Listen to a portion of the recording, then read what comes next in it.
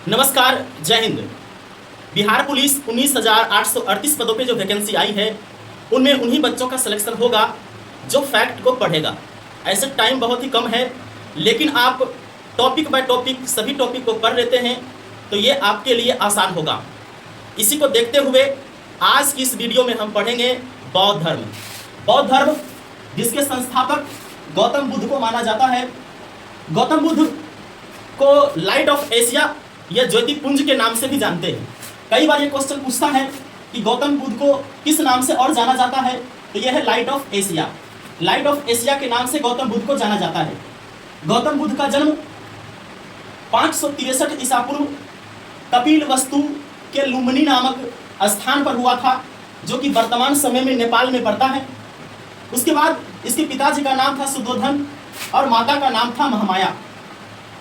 जब गौतम बुद्ध अपने माँ के कोख में ही था, तब एक महात्मा ने उनके पिता शुद्धोधन से आकर कहा कि ये जो बालक होगा, ये बालक बहुत ही क्रांतिकारी होगा और ये एक सन्यासी होगा। इसी सब को देखते हुए इसका लालन पालन पोषण प्रजापति गौतमी को करना पड़ा, क्योंकि गौतम बुद्ध का जैसे ही जन्म हुआ उसके 7वें दिन के बाद उनकी माता की मृत्यु हो जाती है।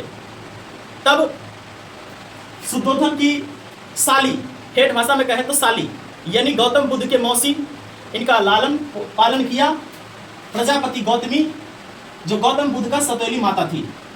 इनका बचपन का नाम सिद्धार्थ था और इसकी विवाह 16 वर्ष की ही आयु में यशोधरा के साथ करवा दिया। इसका शादी करवाने का मेन रीजन था कि एक महात्मा जी आए थे और वो बोले थे कि एक सन्यासी बनेगा। राजा इस बात को इससे छुपा करके और इससे मोह माया की दुनिया से वंचित करना चाहता था, इसलिए उसका 16 वर्ष के ही आयु में शादी करवा दिया। शादी के बाद उसके एक पुत्र होते हैं जिसका नाम रहता है राहुल। उसके बाद ये एक बार की बात है, वो अपने रथ पे सवार होकर घूम रहे थे। जो रथ चला रहे थे उसका नाम था चन्ना। जाते जाते उन्हें 4 लोग मिले।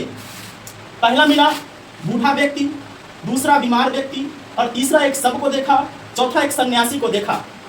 तो चन्ना से महात्मा बुद्ध ने पूछे कि ये क्या है, बूढ़ा व्यक्ति के बारे में। तो बोला कि महाराज ये बूढ़ा हो गया है। तब गौतम बुद्ध ने कहा क्या मैं भी बूढ़ा होऊंगा? तो चन्ना बोला जी महाराज, सब कोई बूढ़ा होता है, तो आप भी होइएगा। उसके बाद एक बीमार व्यक्ति मिला। फिर गौतम बुद्ध ने उससे पूछा क्या मैं भी बीमार होऊंगा? इस तरह से सारे से मिला। लास्ट में एक सन्यासी से मिला और फिर से चन्ना से पूछा क्या मैं भी सन्यासी हो सकता हूँ? और इसको देख करके लगा कि मैं एक सन्यासी बन सकता हूँ, क्योंकि सन्यासी ही मोह माया से वंचित रहता है। इससे पहले ये सारे चीज़ को गौतम बुद्ध ने नहीं देखा था, क्योंकि इसके पिताजी ये सारे दुखों से उसे वंचित रखा था।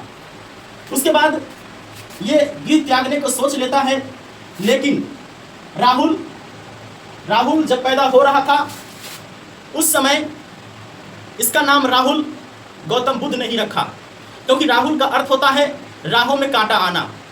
जब चारों व्यक्ति को देखा गौतम बुद्ध, तो उसके मन में वैराग्य उत्पन्न हो गया कि अब हमें भी घर बार त्याग देना चाहिए, मोह माया से दूर हो जाना चाहिए।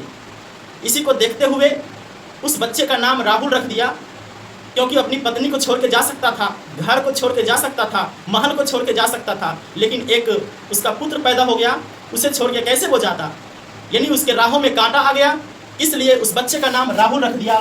तो पूछा जाता है गौतम बुद्ध के पुत्र का नाम क्या था? राहुल।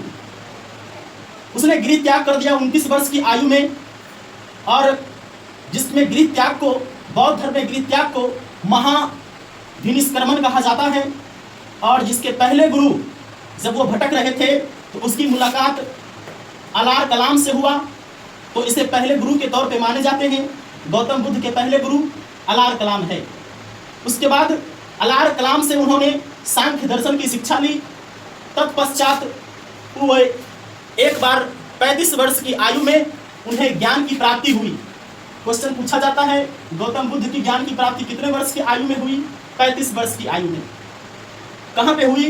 निरंजना नदी के तट पर पीपल वृक्ष के नीचे उसे ज्ञान की प्राप्ति हुई। जगह पे गौतम बुद्ध को ज्ञान की प्राप्ति हुई थी, उस स्थान को बौद्ध गया के नाम से जाना जाता है।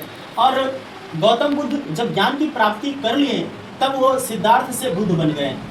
इसके बाद उन्होंने पहला उपदेश उन्होंने सारनाथ में दिया और ये पाली भाषा में दिए थे। उसका सर्वाधिक उपदेश कौशल देश की राजधानी श्रावस्ती में दिए थे। यहाँ पर सबसे अधिक उन्होंने उपदेश दिए थे। इनका सत्य कथन था, संसार दुखों से भरा है, हर दुख का कोई ना कोई कारण है, सभी दुखों के कारण इच्छा है और इच्छा पर नियंत्रण पाया जा सकता है। ये बात सत्य है कि इच्छा पर नियंत्रण को पा सकते हैं, लेकिन सभी दुखों में सबसे बड़ा दुख है इच्छा। अगर जिस व्यक्ति के पास इच्छा नहीं रहेगा उसे कोई दुख नहीं रहेगा। हर दुख का कोई ना कोई कारण है और संसार दुखों से भरा हुआ है। ये 4 उनके सत्य कथन थे। लास्ट में बौद्ध धर्म के त्रिरत्न बुद्ध, संघ और धम्म बोलते भी है। बुद्धम शरणम गच्छामि, संघम शरणम गच्छामि और धम्मम शरणम गच्छामि। धन्यवाद।